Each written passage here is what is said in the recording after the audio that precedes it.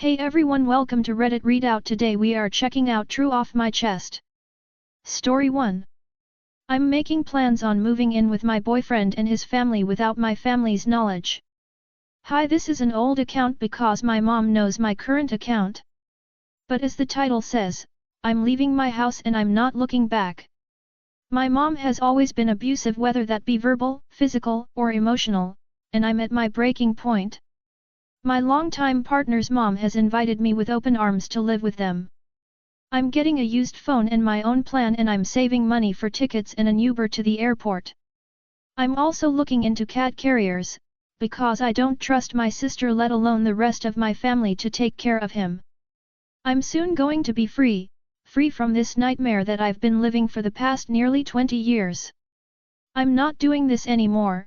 I'm also leaving just a letter telling my family to not try to look for me, and I'm telling my local police department that I'm leaving and I'm not missing. I'm just starting a new chapter in my life. I'm finally going to a place where I belong. I'm leaving, and I couldn't be happier. Story 2. My kids hate each other because of social media. My husband and I have two amazing children who happen to be twins, 15. Towards the end of the school year, my son asked at the dinner table, "Dad, can I go to the gym?" When he asked what for, he said, "I want to be an alpha." My daughter laughed out loud and said, "You're into that masculinity nonsense." At first I said it's fine if he wants to be in shape, we all have our differences. The next day she approaches me on something my son posted to his social media profile, and it was something along the lines of "Women belong in the kitchen," and I immediately went to my son's room and asked why he posted that, and he replied with, "It's true." I took his phone and told him not to be posting things like that. After a while my daughter and him get into an argument. She says that men are nasty pigs who use women all the time, while he replied with, "Women are hoes." I immediately got angry and grabbed both of them by the arm and brought them each to their rooms without any electronics. I asked my husband what's gotten into them, and all he could say was social media. My son and daughter both got into their last heated argument about gender. She said he'd grow up to be a misogynist, and he replied, "Better than a lonely feminist." Eventually it got to the point where she threw the remote at him, and all he was saying was, "Real men don't fight with women. They call the police." He did in fact call the police, and they did say my daughter might be held accountable for the next time this happens. I'm just lost at this point. Final edit. We've decided not to go to the cookout. The only reason we were attending is for my kids' grandparents. However, I see now that family is important. I did a little reading on Andrew Tate and the so-called pills. I have to act urgently so that my son doesn't get influenced. Story 3. The moment I realized that no one was going to help me. I realized a while ago that Noon was going to help me. At first I was angry, but then I wasn't angry at all. I actually love it. I agree to help and do things after other people, and I don't expect anyone to help me. It is actually a burden lifted off my shoulders. No longer do I expect anything of people. No longer am I disappointed. I simply am happy to help and do not ask for anything. People never offer to help anyways, nor care about anything else than themselves. Why should I expect anyone to be like me? Why should I expect anyone to do me any favors? I shouldn't, and I don't. Releasing people from this burden of my expectations freed me to realize that people are terrible and probably won't change, and I am okay with that. I can be kind and helpful, but never expect from anyone else. Some people might think I am a doormat, but I regard myself as someone who loves to help and be kind, but also has boundaries, which include me thinking that everyone will only look out for themselves. Story 4.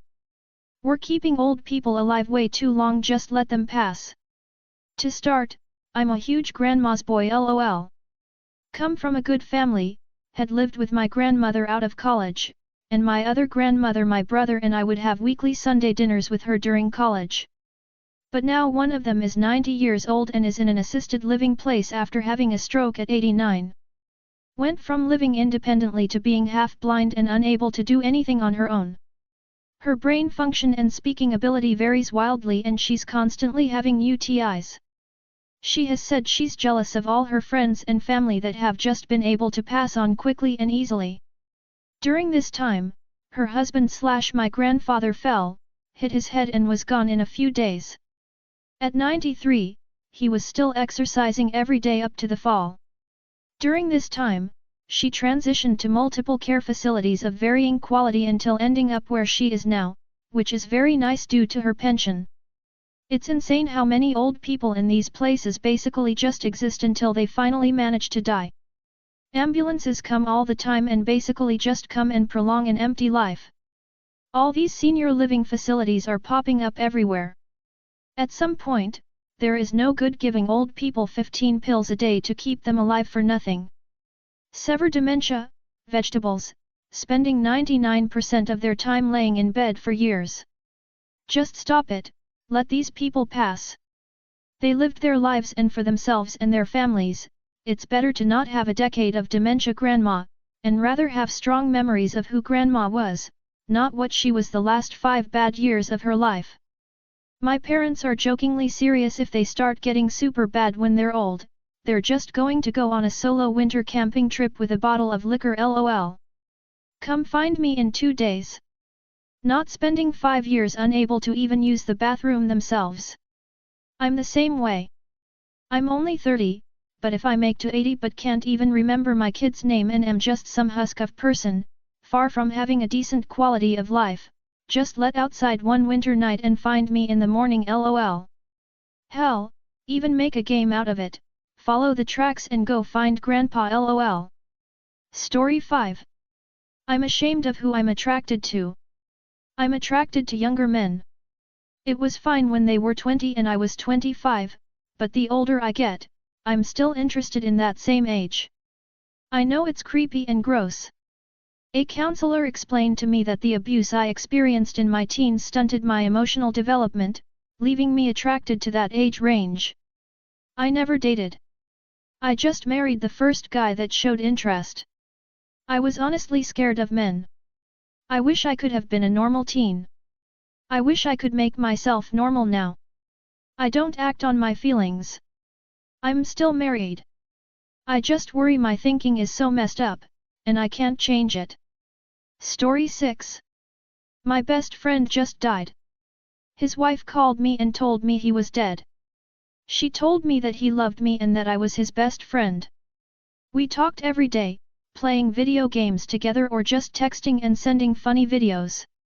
We sent each other birthday and Christmas gifts, and his wife would reach out each year and ask me what he might want. I still have a gift in my closet I've been meaning to ship to him for months and now he'll never get it. He was a lot like me, sad but trying to keep pressing on. He didn't have a lot of money and had 3 kids to support. He lived paycheck to paycheck and I felt so bad. When I got a settlement check from a motorcycle accident, I sent him $1,000 the same day I got it in the mail.